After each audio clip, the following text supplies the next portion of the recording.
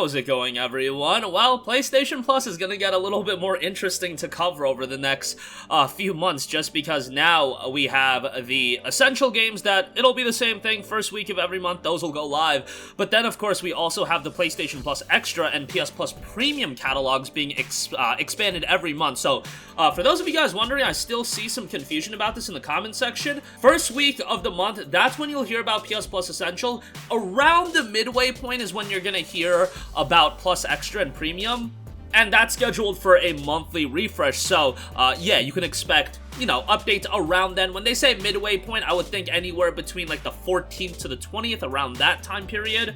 And then you guys already know the deal with Essentials. But the list of PS4 and PS5 games coming to Plus Extra and Plus Premium later this month, and just some of them may have been leaked a little bit ahead of time, coming from Reset Era poster Blackbait, who has been on the money with their leaks in the past after people look through their profile history and whatnot, as noted on Push Square. Now, the games that are coming in July 2022, I would expect to have them all by July of 19. Now, Stray is a game that's a brand new release, and it'll be seeing its official release on July 19th, so I could see the entirety of the refresh coming up then as well. So Blackbait clarified that this is only some of the games that will make up the list for this month, and they'll be added to the service on Stray's release date, July 19th. The official lineup could be announced around Wednesday, just because that's usually when they announce the Plus lineup, the Essential Plus lineup. So, lot to follow here, you guys get the idea. But the games that look to be coming Stray, again, July 19th, Final Fantasy VII Remake Intergrade and Episode Intermission. That would be a pretty notable addition.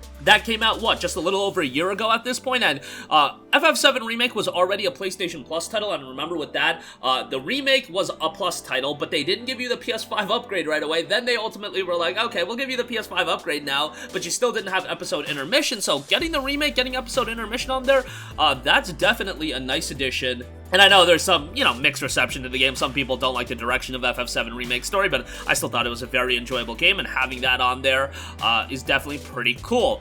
Next up, now, you guys knew this was going to excite me. Saw Assassin's Creed titles coming to PlayStation Plus as well, PlayStation Plus Extra, but it's a bunch of the older school Assassin's Creed style games. So you got Assassin's Creed 4 Black Flag, AC Unity, Freedom Cry, and then the Ezio collection as well. You guys probably know me, but Black Flag is a game that I absolutely loved. I just finished up a replay of that game. God, that game is still one of my favorite games legitimately of all time. I think Edward Kenway is a tremendous main character. The game has like a healthy balance of serious mode, serious moments, and as well as like just comedic moments, and I thought the comedy really hit in that game. The naval combat was great. The naval exploration I thought was awesome. Just can't say enough good things about AC4. The game came out all the way back in 2013. If you have not played the game, it was actually a PlayStation 4 launch title, and by far, in my opinion, the best game that I played with the PS4's launch. But nonetheless, it's just a fantastic game, and I would highly recommend you to play that. Wasn't a big fan of the real world, the real world section, but those are, a limited part of the game, and you're still getting the majority of the content over when you actually play as Edward. AC Unity, on the other hand, I wasn't big on that game, but honestly, that's a game I should probably do a replay of here soon, just because maybe my opinion of that game was so lessened by the abomination of performance issues that the game had, but whatever, it's still another game being added. Freedom Cry, you have that as well, and then Ezio Collection, I mean, of course, that's a great addition as well. With the Assassin's Creed games, you can't look at them and be like, yo, these are games that probably most of us already have, so yeah, I could understand that being a little bit of a complaint, but hey, getting games of a notable IP like Assassin's Creed, getting those titles in your service, I don't think that's a bad thing at all. Now, what I am curious to know, Ezio Collection, AC2 Trilogy, those are all PlayStation 3 titles? Yeah, PlayStation 3 titles, and they were remastered on the PlayStation 4.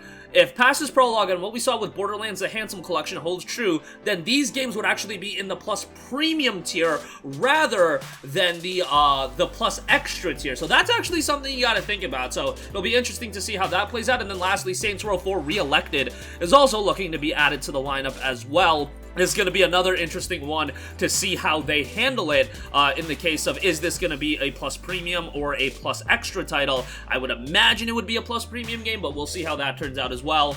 Saints Row, definitely not a game that I got super invested into, but much like what I say when I talk about like Just Cause 3, if you want a game to like kind of mentally check out and just have a good time playing an open world adventure, that this one definitely does lean on its comedy elements quite a bit.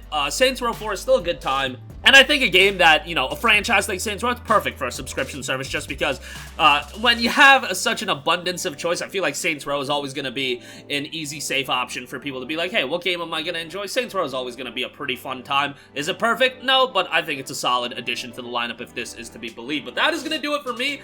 Again, looking at this addition, and if this is just part of what we're getting, which looks to be the case, Stray's already a notable release. Final Fantasy VII Remake, Integrate, and Episode Intermission, big addition there. Assassin's Creed titles, you know, a lot of you guys might already own those games, but that's a notable IP, as is Saints Row 4. Now, the only disappointment I could have is let's wait for the premium lineup to be rolled out, because I think that's where the disappointment for a lot of people just ultimately lies with Plus right now.